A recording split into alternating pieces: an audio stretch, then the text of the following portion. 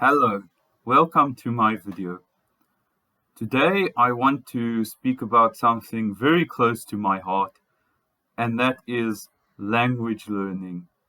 Now, if you're busy learning a language, then congratulations on starting that journey. And I want to let you know that yes, it is a hard process, but it should hopefully also be a rewarding one. I've been learning languages for the past few years, but when I was young, it was very challenging to motivate myself to learn languages, especially at school, because a lot of time it felt like I was learning it for no reason. Why should I learn another language? I already know English. There's already so much material in English. Books, movies, video games, corny travel posters, basically everything I could ever want. Added to that, the fact that basically all the people I interacted with at school and at home all spoke English. So it felt very redundant to have to learn yet another language, learn to write in a different way, speak in a different way. What was the I can tell you from experience that even the best schools struggle to get students to learn languages. No matter how many exams or tests they give their students, many students just aren't motivated to learn, especially if they feel that they are being forced to do so. And the only reason that they have to learn the language is so that they don't get an F on their report at the end of the year. A lot of the residents in my neighborhood where I lived were actually British expatriates. This all changed when my parents sent me to a wrestling club in a neighborhood where many of the people spoke Afrikaans. Now, I had heard some Afrikaans. I heard a few of my older family members speaking it, but it didn't really resonate with me, and I didn't have to speak it. But when I got to the wrestling club, the instructors would give commands in Afrikaans. And if you didn't understand the commands, well, then you'd have to run around the field another 3 times. So you learned quickly that you had to internalize the language, or else you would keep all of your friends waiting, and then they'd want to give you a bit of a talking to afterwards, which would probably not be very pleasant. It was at the wrestling club that I actually started using Afrikaans and communicating, even if I was just throwing random words around to tell people that I had enough, or where is the toilet, or something like that. It wasn't much, but it was definitely a start. Later in high school, things also started to change. From grade 10 onwards, we went to a different Afrikaans teacher, but his strategy was a bit different from that of the previous one. For one thing, he gave the entire lesson in Afrikaans, and we all had to answer in the language, or else we would get 0. He also introduced us to a lot of Afrikaans literature, and he even read us short stories in Afrikaans that he had written himself. So for the entire lesson, we were having to engage with the language and output in the language. I remember that he told us that learning a language is like riding a bicycle. If you don't ride the bicycle, if you don't practice, then you don't learn anything. Likewise with the language. So Just after I finished high school, I didn't focus on Afrikaans too much, but I did get into learning other languages like Xhosa because of the creator of Dothraki from Game of Thrones.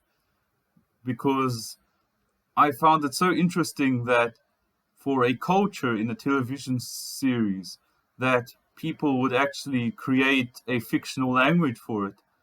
I found that very fascinating that they went to all that effort, which encouraged me to learn some Xhosa, which is another language commonly spoken in South Africa, although unfortunately not by many urban white people. And I wanted to learn Xhosa because a lady who worked for us at our house spoke Xhosa, and I felt like, I want to be considerate. I want to appreciate the culture more. I don't want to just be another ignorant person. I started attending a university near Stellenbosch the following year, and the first year was quite difficult. I felt left out. I spent a lot of time in my room. I just wasn't very sociable. And one of the reasons for that was that the majority of the students who attended the university campus spoke Afrikaans. When I tried speaking to them in English, I felt very uncomfortable because they would inevitably shift the conversation towards me. The flow of the conversation would be changed, and I felt like I was interrupting them, like I was disrupting the flow of the conversation. Added to the fact that I mostly hung out with the English speaking students, and there were only about five of them, so it could get a bit lonely at times. Hearing Afrikaans being regularly spoken and honestly feeling a little bit left out of social interactions encouraged me to put even more effort into learning the language and actually becoming functional in it. So I'd spent a lot of time listening to people. I started reading newspapers and books in Afrikaans. I started reading notice boards in Afrikaans. I even started reading some of the notes for our lessons that were written in Afrikaans, even though there were already English versions. I made some mistakes along the way, like getting meat and wetland confused in a lecture when I was giving a presentation, because in Afrikaans, a vlei is a wetland, but vleis is meat, which is rather confusing for a non-native speaker. However, despite all these challenges and obstacles, by the end of the year, I'd actually started speaking comfortably with other students in Afrikaans. And I felt better because I felt like I could connect to them more and that I was thinking more with them. Like we were on the same range or frequency, so to speak. Learning Afrikaans also brought me closer to some of my family because my grandmother on my mother's side was actually a fluent Afrikaans speaker, and I made more of an effort to connect with her, to communicate with her, and I would often decide, okay, I'm going to pop into my grandmother's room and I'm going to make an effort to speak as much Afrikaans as possible, which gave me a better appreciation for my family and for some of my heritage, which I previously didn't have before.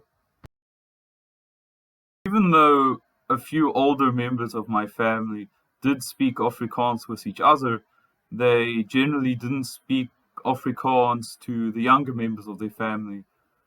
So I think that led to a bit of a disconnect on a cultural level, especially given that my parents were rather old when I was born.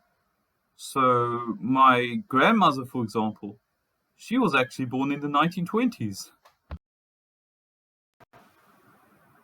From these language learning experiences, I've learned that, for me at least, it's important to have a cultural reason for learning a language. So, having a reason that's connected to the speakers of the language or the culture of the language. These reasons could include wanting to travel to a certain country, wanting to research the culture that you're interested in, wanting to investigate more of your ancestry and your heritage, or even just getting really into a certain musical genre that you like that happens to be produced a lot in a certain language. I find that that gives me a lot more motivation to learn the language. If I know that I'm not merely learning it to pass a test or to finish a textbook, but rather to engage with people and to engage with history, with culture, with family.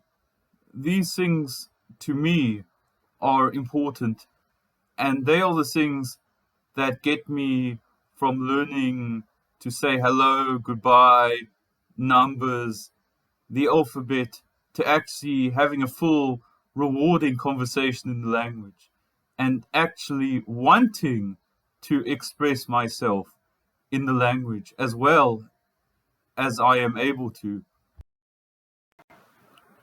So, this actually brings me to one last thing that I didn't mention previously in the video.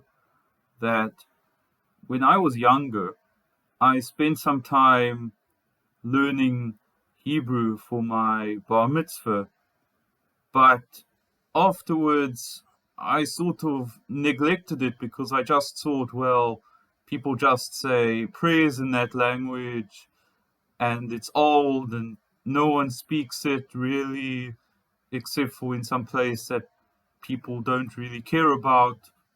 But then, as I started looking more into the history and the culture, so like Jewish culture, history of the Middle East, it piqued my interest in Hebrew. And I actually started learning it more and listening to Hebrew songs, which was something that I didn't really do when I was younger because it just didn't interest me for whatever reason. I was really lazy. I remember literally I would be given homework to do the night before the test, and I would get to the class for the test the morning afterwards, and I would pretend that I'd learned everything, but in reality, I was just reading the words off by heart without actually understanding them. These days, whenever I consider learning a new language, I always think to myself, how will this language benefit me in terms of connecting to people? Will it allow me to learn more about a culture I'm interested in? Will it allow me to visit a certain country and experience it in a way that I wouldn't be able to otherwise? Is the language a part of my heritage? Did any of my ancestors speak it?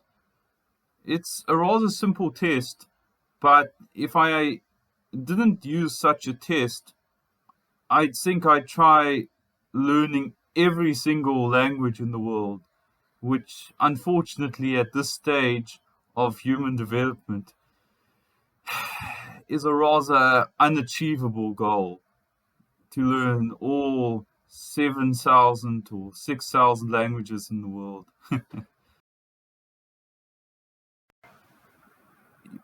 Immersion is a very good thing. So if you're around people who are using the target language that you want to learn, it almost forces you to interact in that language, which can be a good thing, assuming it doesn't make you too anxious because you're engaging with it, you're inputting the language, you're outputting the language, you're living in the language.